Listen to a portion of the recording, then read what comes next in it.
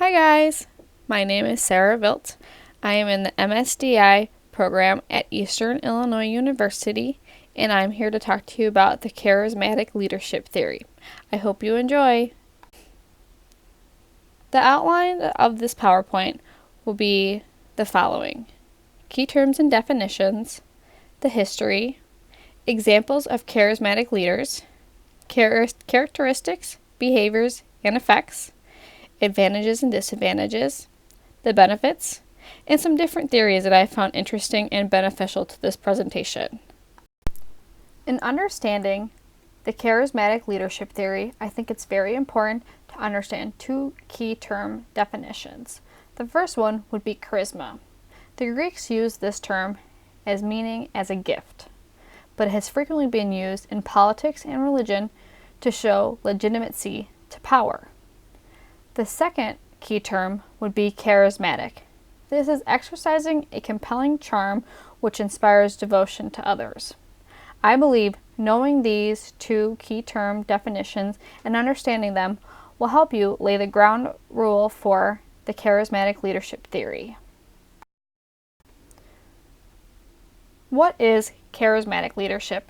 Jaraha Mound explains charismatic leaders are essentially very skilled communicators. These are individuals who are both verbally eloquent and also able to communicate to followers on a deep emotional level.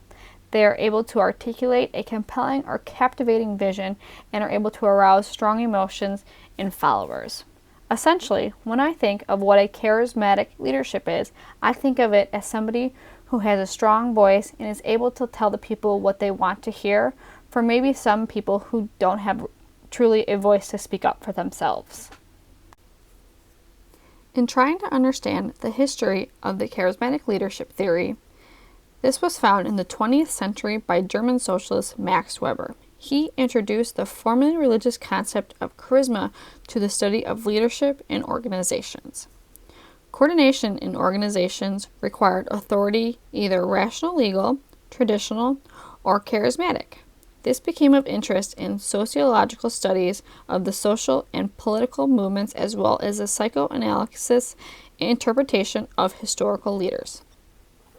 Trying to understand the concept of the charismatic leadership, Weber's concept of the charisma was an adaptation of the theological concept which involved endowment with the gift of divine grace.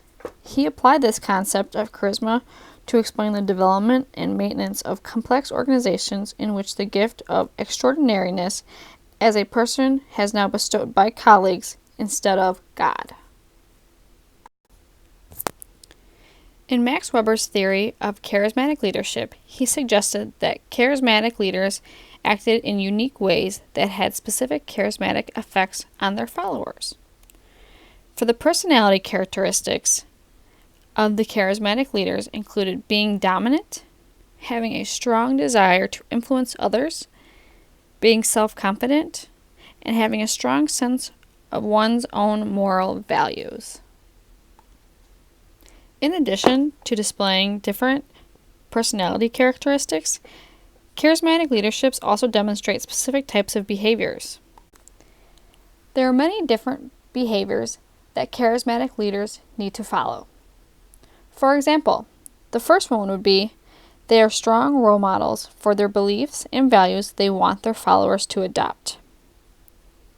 Secondly, charismatic leaders need to appear competent to their followers. Third, they need to be able to articulate ideological goals that have moral overtones, such as Martin Luther King Jr.'s famous speech, "I have a dream." Their fourth behavior needs to be high expectations for their followers. They need to exhibit confidence in their followers' abilities to meet these expectations. The impact of this behavior is to increase followers' sense of competence and self-efficiency, which in turn improves their self-performance. The fifth, charismatic leaders need to arouse task-relevant motives in followers that they may need to include affiliation, power, and self-esteem. For example, former U.S. President John F. Kennedy appealed to the human values of the American people when he stated, Ask not what your country can do for you, ask what you can do for your country. According to Weber's charismatic theory, there are several different effects that have a direct impact on the charismatic leadership followers. This includes having trust in the leader's ideology, similarities between the follower's beliefs and the leader's beliefs, unquestioning acceptance of the leader, expression of affection towards the leader, obedience, identification with the leader, emotional involvement in the leader's goals, heightened goals for followers, and an increased followers' confidence in goals' achievements. Martin Luther King was a great charismatic leader. Dr. King's powerful speeches and beliefs in peaceful protests put energy into civil rights movements. His speeches ignited smaller movements for equal rights through the American South and beyond. And on August 28, 1963, Dr. King marched on Washington that drew more than 200,000 people. And at that march, he delivered his famous "I Have a Dream" speech. I'd just like to point out one of his famous quotes. Human progress is neither automatic nor inevitable. Every step towards goal of justice requires sacrifice, suffering, and struggle. The tireless exertion of passionate concerns of dedicated individuals. Martin Luther King had followers that liked to know what he had to say. They believed him. They wanted to see the changes that he was willing to make.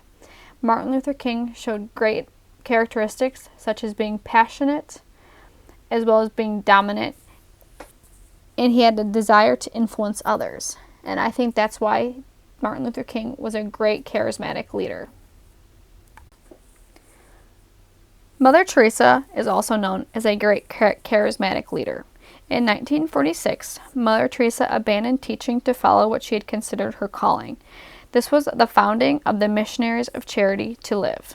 Over the course of the 50s and the 60s, she established a colony, an orphanage, a nursing home, a clinic, and a string of mobile clinics.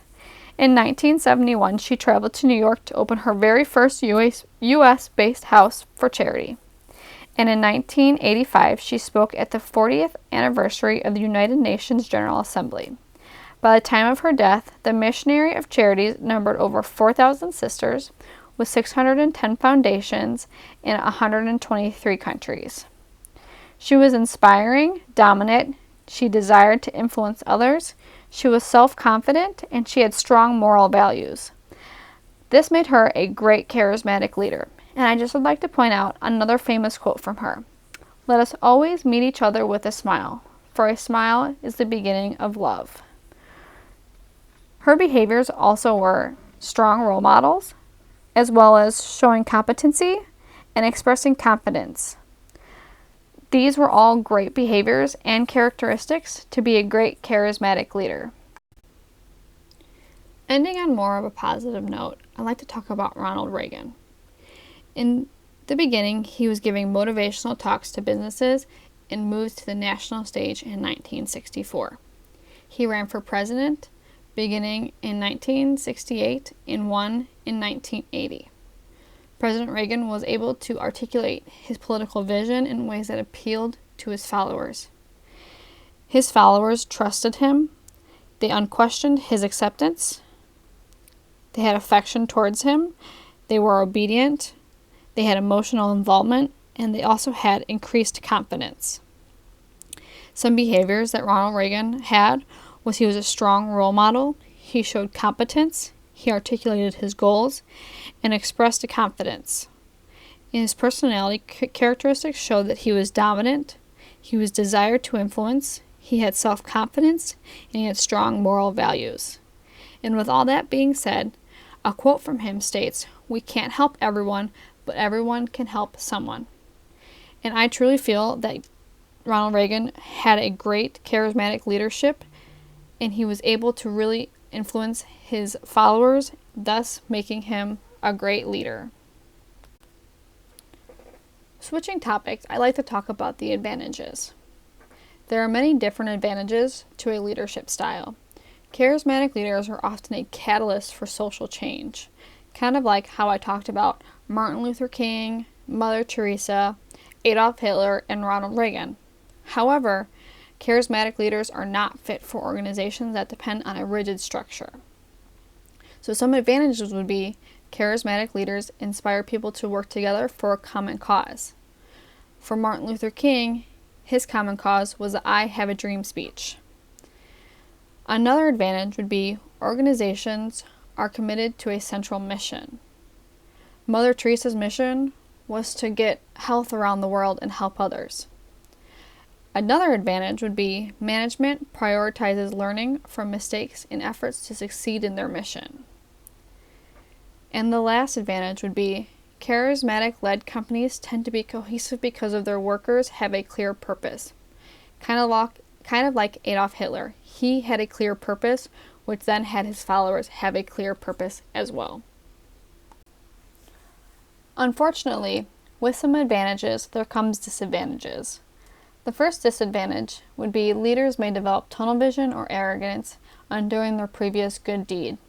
Kind of like Adolf Hitler, he had a tunnel vision and only one mission, which unfortunately was not any good deeds.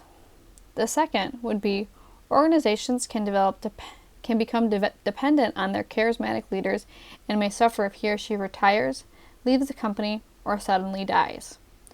I often think of this as like a political view on a president. When a president leaves the office, their followers become very dependent on them and may not like the new president in office. The third disadvantage would be charismatic leaders sometimes become unresponsive to their subordinates. This could mean that they may not be listening to them and just kind of be doing what they want to do and not listening to their followers. The fourth disadvantage would be that leaders may not learn from their mistakes, in which compounding them, which means that they might make a mistake and then continue to make that mistake and not listen to their followers. Another disadvantage would be charismatic leaders may believe that they are above the law, committing financial and ethical violations. And we often see this in different presidents. But I would just like to point out that another disadvantage is that maybe that they are so dominant and strong that they aren't willing to listen to people after they have received so many followers and different reactions from individuals. With all of that being said, there does come some benefits. I like these benefits because I believe that the charismatic leaders are very strong and they're willing to stand up for people who have a different view of society and their organizations. Charismatic leaders are able to give a voice to individuals who do not have one. Charismatic leaders also see gaps between organizations to its workers. So these leaders are able to stand up and tell the people what they want to hear and what they want to do. They also create visions that supporters can readily see. When the president or different individuals give their view on something that the followers or supporters want to see a change in, they create that vision for them, thus having their acceptance of their followers and the trust in their leaders. A study I'd like to point out that I thought was very interesting was the leadership and follower effect that Conger, Can-You-Go, and Mannion did in 2000. On the basis of the current theories of charismatic leadership, several possible follower effects were identified.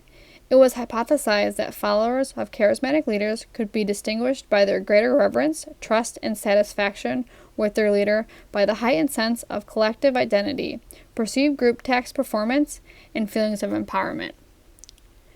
Using the Conger and Can-You-Go charismatic leadership scale and measures of the hypothesis follower effects, an empirical study was conducted on a sample of 252 managers using the structural equation modeling. The study identified 6 follower effects that the charismatic leadership literature and the test whether the heavier components of the Conger Can-You-Go model of charismatic leadership produced these predicted effects. The findings indicated that 3 of the components have a strong direct relationship with charismatic leadership. The results showed a strong relationship between follower reverence and charismatic leadership, follower trust, satisfaction, but however, they're mediated through leader reverence, followers' sense of collective identity, and perceived group tasks are affected by charismatic leadership. Feelings of empowerment are mediated through the follower's sense of collective identity and perceived group tasks. I would like to bring attention to the last theory. This theory was the motivational effects of charismatic leadership, a self-concept based theory. This was done by Shamar, House, and Arthur. The empirical literature on charismatic or transformative leadership demonstrates that such leaders have profound effects on its followers. This theory focused on certain fundamental effects charismatic leaders and their followers, and it argued that these effects are produced by leadership's actions that implicate a self-concept of followers and engage the relative motivation. It resulted in a theory that links leader behavior and follower effects through follower self-concept. According to this theory, leader behaviors activate self-concept, which in turn affect further motivational mechanisms. If we go back to the behaviors of charismatic leadership, leaders want to have self-confidence and express self-confidence in their followers to impact their competence and their self-efficiency, which in turn improves their performance. Again, this goes back to their behaviors and why this theory linked the theory between behaviors activating self-confidence to further motivate mechanisms. I just want to thank you all for listening to my presentation. Here are my references. And again, I just want to take the time and thank you guys for listening to this presentation on the charismatic leadership theory. If you have any questions, please feel free to contact me at this email. I hope you enjoyed. Thank you. Someone we might not consider a charismatic leader would be Adolf Hitler, but unfortunately he did show charisma. At an early age, Hitler must have realized that society, in its desperate inability to form judgments, would take every individual for what he considered himself. He displayed a strong self-confidence, therefore inspired confidence in others. Hitler's real superiority consisted in the fact that under any and all circumstances, he had an opinion. Adolf Hitler showed dominance, desire to influence, self-confidence, along with self-moral values. His behavior showed that he was a strong role model. He had goals, along with expressing his confidence. And expressing his confidence only made the trust in his followers grow, along with the effects that he had on his followers. They were obedient, and they had confidence in which he was going to succeed.